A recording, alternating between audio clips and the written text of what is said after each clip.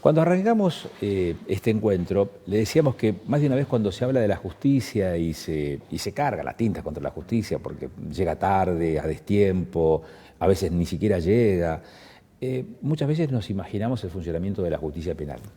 Y a partir de allí hablamos en términos genéricos del funcionamiento de la justicia. Pero claro, no es la única rama de la justicia que funciona como la penal. Hay otras justicias que también funcionan abarrotadas de expedientes, otras veces también llegan tarde. Por ejemplo, la justicia de familia, por ejemplo, la justicia civil, la comercial.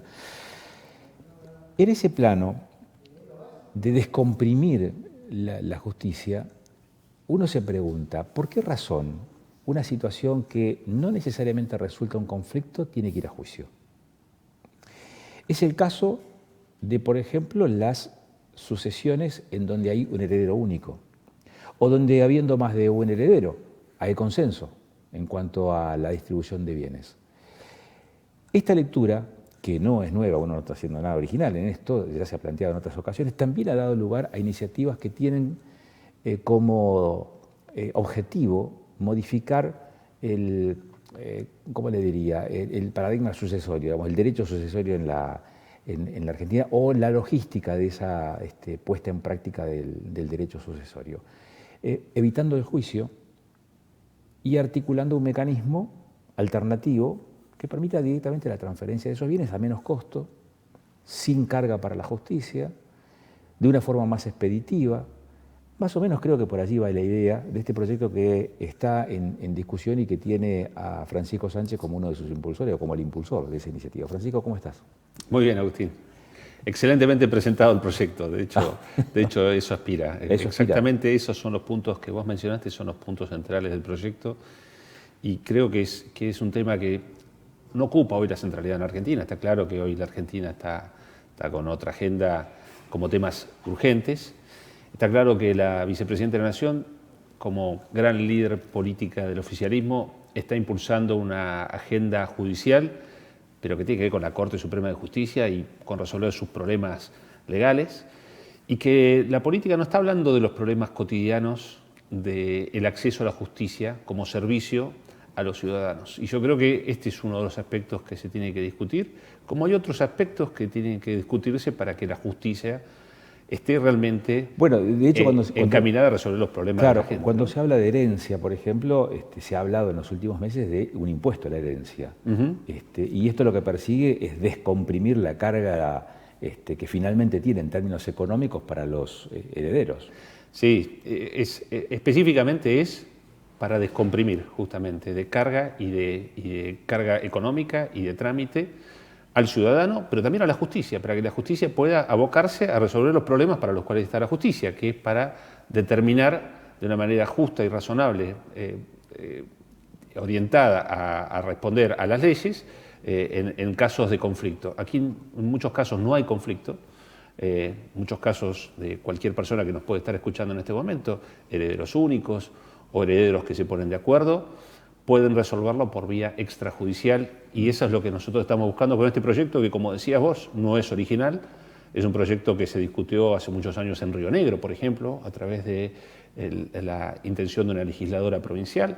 Lo impulsó también Leandro López en su momento, inclusive fue nombrado persona no grata por el Colegio de Abogados aquí en la provincia de Neuquén, por impulsar esta iniciativa. ¿Vas por el mismo camino?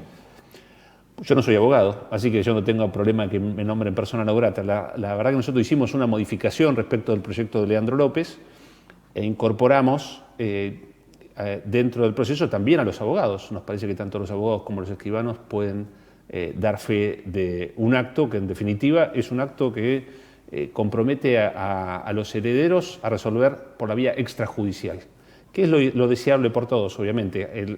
A la justicia se llega cuando no se puede resolver una cuestión entre partes de una manera razonable. Cuando hay un acuerdo, no hay por qué llegar a la justicia. Bueno, la última cabecera de playa, le suelen decir algunos abogados cuando hablan de la justicia, ¿no? Refiriéndose a ese último eslabón que tiene el ciudadano para poder dirimir un conflicto. Si esto no ha podido materializarse en décadas de historia que tiene el funcionamiento de la justicia, ¿por qué podría hacerlo ahora? Porque son cosas que le mejoran a la vida de los ciudadanos, y yo, como todo representante del pueblo y como todo político que quiere el bien para la comunidad, busca que ese bien se concrete. ¿Tiene más impulsores en el...? Sí, el proyecto es mío. En este caso, las modificaciones sobre los proyectos anteriores los llevamos adelante con mi equipo y tiene varios legisladores, inclusive muchos abogados que han acompañado. Ah, mira. O sea que no hay detractores, digamos, o no sí, hay detractores. Sí hay detractores, por supuesto, porque a veces en Argentina hay corporaciones, no quiero hablar de ninguna peyorativamente ni nada, son corporaciones que pretenden preservar sus beneficios, sus prerrogativas. Y nosotros no buscamos afectar a nadie, lo que estamos buscando es beneficios para la comunidad. Así que vamos a ponernos de acuerdo seguramente y vamos a hacer un proyecto que le sirva a los argentinos. ¿En qué instancia se encuentra? No, está presentado el proyecto, todavía no se trató en la comisión. Tenemos que impulsar primero que se trate en la comisión. Mira. ¿Y en la política cómo están? Estos temas, no, digo, cuando hacen reuniones, ¿cómo se llaman? Los radicales dicen comité, los peronistas unidad básica, MPN dice seccional. ¿Cómo le llaman a los locales partidarios de Juntos o del PRO? Nosotros tenemos reuniones en asamblea. Tenemos el órgano de funcionamiento del partido, de Propuesta Republicana PRO, es a la asamblea. En locales partidarios o no, porque en realidad nosotros no tenemos aquí en la provincia de Neuquén, no tenemos un local partidario, de hecho elegimos ese formato, pero nos reunimos frecuentemente en asamblea. ¿Y tienen, ya están discutiendo candidaturas? Bueno, tenía el saco de candidato hace rato, ¿no? Pero ¿cómo lo ves? Digo, Jorge Taylor por allá, Jorge Soy por acá, Francisco Sánchez por este lado. ¿Cómo ves esa disputa? Nosotros en el PRO tenemos 3 precandidatos, David Schleret, Jorge Taylor y yo. Somos los 3 precandidatos del PRO. Lo vamos a resolver en los próximos días, así lo va a establecer la Asamblea seguramente. ¿Los próximos días qué es, el viernes? En los próximos días, No voy a hacer ningún anticipo de algo que tiene que resolver la Asamblea, pero en definitiva lo vamos a resolver, y bien, lo vamos a resolver de buena manera, porque lo importante no son tanto los nombres, que sí son importantes a la hora de elegir por una cuestión de identificación, sino que lo importante son los proyectos que nos unen y la mirada que nos une, que eso independientemente de quién sea el candidato, eso está. Y después tenemos partidos con los que nosotros podemos hacer un acuerdo. Entre ellos, vos mencionaste recién a la Democracia Cristiana, donde está Jorge Sovich. Bueno, nosotros aspiramos a que Juntos por el Cambio se amplíe. Y dentro de eso, Jorge Sovich es una persona que nosotros creemos que puede ser parte de una ampliación por fuera del esquema del PRO, pero dentro de Juntos por el Cambio, como la puede ser Pablo Servi, que también integra Juntos por el Cambio dentro del radicalismo. Sí, claro, ya es Juntos por el Cambio. Así que los próximos días, no me querés dar pista, porque yo tenía entendido que el viernes iba a haber una reunión clave en ese sentido. El viernes tenemos una asamblea con un temario que incluye varios temas a discutir, y entre ellos seguramente vamos a definir el formato en el cual vamos a decidir la forma en que se va a elegir el precandidato del PRO para gobernador de la provincia de Neuquén, entre los cuales, como te digo, yo aspiro a ser... ¿Hay vocación de poder dentro de la fuerza? Nosotros tenemos la convicción de que Neuquén se puede transformar sobre la base del camino que estamos haciendo, que son los proyectos, las ideas y la claridad conceptual sobre cómo se transforma esta provincia. Esta provincia que tuvo rumbo, siempre tuvo un rumbo, hasta hace unos años que lo perdió. Hoy Neuquén flota. ¿Sobre qué flota? Sobre el salvavidas que es Vaca Muerta, pero flota sin rumbo, no tiene un rumbo definido, no tiene un rumbo claro, y hay que recuperar ese rumbo para que los neuquinos vivamos mejor. Con todas las oportunidades enormes que tiene Vaca Muerta, hay formas concretas de vivir mejor. Pero claro, primero hay que tener planes, hay que tener claridad de lo que se quiere, no es todo lo mismo, y hay que tener la capacidad de gestionar un gobierno, pero reitero, sobre la base de convicciones y sobre planes. Ahora bien, uno puede tener un plan vinculado, por ejemplo, al desarrollo de Vaca Muerta, puedes tener en claro cuál es el horizonte a aspirar. Tenés un activo sumamente importante, que es la potestad sobre el subsuelo, sobre los recursos naturales. Ahora no fijas la política energética. Como provincia, entonces. No, a ver, la provincia de Neuquén puede hacer algunas cosas que hoy no se están haciendo. Por ejemplo, generar un marco de estabilidad política y de orden que ha renunciado este gobierno del MPN de los últimos 12 años, ha renunciado abiertamente. ¿Por qué? A ver, y ha renunciado en pos de un concepto que han inventado, que es la paz social ante todo. Entonces, aparece un grupo de extorsionadores, en este caso vamos a llamarle Comunidad Mapuche X, sin definición de tal, se presenta, hace un reclamo, una petición y el gobierno de la provincia cede. Hay que preguntarle si no, cómo les va con eso a la familia Galván, que tiene usurpadas sus tierras, a la familia Vela, que tiene usurpadas sus tierras, y así todo el gobierno de la provincia decide desistir de hacer cumplir su obligación, que es poner orden donde no lo hay, y deja desamparada a la gente de bien, a la gente que tiene sus derechos bien ganados. Ese desamparo, en definitiva, lo que genera es incertidumbre. Y la incertidumbre no es buena amiga de las inversiones. Y nosotros necesitamos generar marcos para las inversiones, para que vengan a invertir, a sacar esa riqueza que está enterrada en el subsuelo, atrapada entre las rocas, y para eso se necesita mucha plata. Y para que esa plata aparezca se necesitan certezas. Y esas certezas también se dan desde Neuquén. Y eso es lo que tenemos que hacer. Francisco, muchísimas gracias por estos minutos. Al contrario, gracias a vos, un gusto. Muy amable. Francisco Sánchez estaba con nosotros, hablamos de varios temas, hablamos de este proyecto que fue presentado y que tiene que ver con las sucesiones en la Argentina, pero también hablamos respecto de la política partidaria en la provincia de Neuquén. Vamos a saludar ahora a Gonzalo Echegaray, es economista, vamos a hablar de números. ¿Cómo están las cosas, Gonzalo? ¿Cómo te va? Muy buenas noches. ¿Qué tal, Agustín? Buenas noches a toda la audiencia y al equipo que te acompaña. Bueno, ¿qué me contás de las novedades que se han dado por estas últimas horas? Por un lado, la visita de Batakis a Estados Unidos y por otro lado, esta novedad que se dio en las últimas horas del dólar soja. Te diría que, por último, toquemos el tema del dólar soja, pero me parece que acompaña la agenda que planteó la ministra Batakis en Estados Unidos, la cual arrancó probablemente con la peor noticia de su visita al país de Norteamérica, en la cual el presidente del BID negó la firma, la concreción de un financiamiento por $500 millones para la Argentina, alegando de alguna manera posibles faltas de transparencia y altas probabilidades de incumplimiento con el repago de ese financiamiento. Esta negativa, que te diría que de alguna manera ya estaba adelantada en los términos políticos en los cuales la Argentina lleva su relación con el BID actualmente, y una gran parte de los países de Latinoamérica, en virtud de que el presidente hoy de esa entidad responde a la gestión anterior, tiene algunas diferencias con el presidente Biden y demás, lo cual no parecía una sorpresa.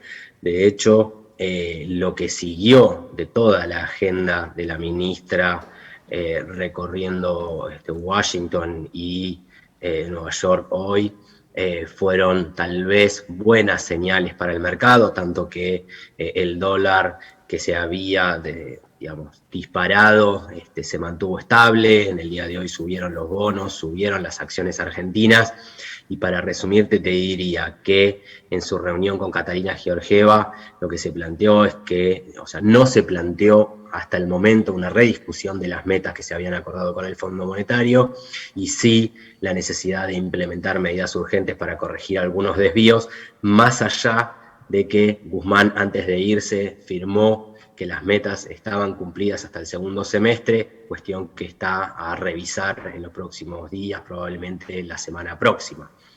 Después me parece que tal vez las señales más claras, más contundentes, sobre todo porque la información que se publicó es un poco más amplia, tiene que ver con la reunión entre Batakis y inversores, hombres del mundo de las finanzas, de fondos, representantes de fondos comunes de inversión en Estados Unidos, interesados o asustados por la situación argentina, en la cual Batakis me parece que ahí sí dio algunas señales claras de lo que se espera para los próximos días en materia de política económica. Lo del ajuste, decís, Gonzalo, lo del ajuste, la mención al ajuste que se viene. Sí, a ver, me parece que planteó 2 o 3 temas muy latentes que el mercado estaba exigiendo, Agustín, te diría. Uno es el ajuste, y principalmente focalizado en el congelamiento de los ingresos a planta, y por otro lado esta reforma de la ley de administración financiera, en la cual Batakis pretende de alguna manera gobernar y tener la lapicera de todos los organismos y todas las cajas que maneja el gobierno nacional, Parece que ahí hay un punto fuerte y políticamente me parece que ella se presentó como la representante de las 3 figuras principales del gobierno. Y hablo de Sergio Massa, de Cristina Fernández de Kirchner y del presidente Alberto Fernández. Si esto es así, parece que se está empoderando a la ministra para tomar algunas decisiones complicadas.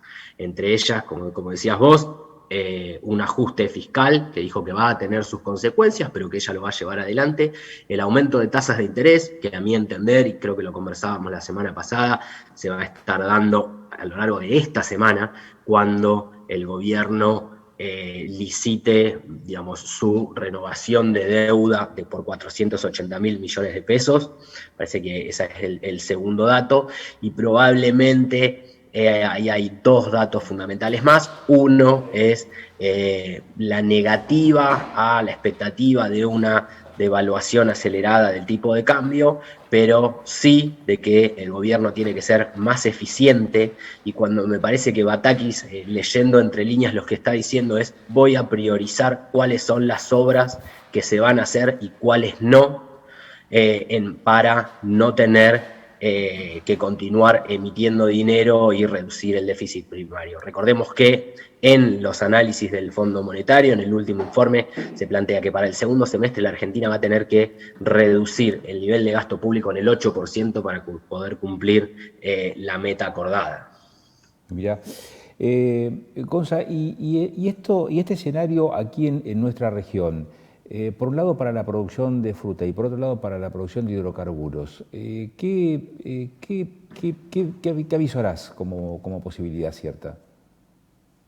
Bueno, en materia de hidrocarburos, sé que la necesidad es imperiosa, me parece que se van a ir salvando algunas de las necesidades que tiene el sector. Me parece que en el caso de Oil and Gas, Agustín, probablemente lo veamos en la semana de la Expo con algunas declaraciones de los CEOs de las grandes empresas, lo que se está viendo es que la industria puede llegar a tener algunos problemas de operatividad producto de las restricciones a las importaciones. Nosotros en la provincia tenemos varios clientes, te diría, los cuales están teniendo graves problemas para poder continuar su rutina de trabajo, en virtud de que o no consiguen productos importados porque son importadores o porque sus proveedores de insumos no están pudiendo cumplir. Y hablo de esto en varios rubros: rubro metalmecánica y equipamiento, rubro elementos de protección y seguridad, rubro transporte, porque digamos las cubiertas no están llegando. Sé que ahí está tal vez el principal problema, sobre todo pensando que las operadoras han presentado algunos de sus planes de inversión y están por encima de lo que uno hubiera esperado en virtud de la situación macroeconómica que vivimos. Esto por el lado del oil and gas. Y me parece clave, Agustín, lo que se está discutiendo en términos de los ductos a Chile y el gasoducto Néstor Kirchner. Ahí, punto central, me parece que tenemos también un anuncio que pasó tal vez por lo bajo, o por lo menos no en los grandes títulos, y es el anuncio del tren. Así que en esa priorización de obra pública en la cual la ministra está haciendo hincapié, ojalá estos 2 proyectos sean priorizados en el momento en el que haya que decidir cuáles son las obras que se hacen a lo largo y a lo ancho del país. Bueno, el tema del tren, Gonza, el tema del tren está generando también opiniones contrarias, digamos, por la utilización de la misma vía histórica del tren, que tiene más de un siglo de existencia aquí en la región.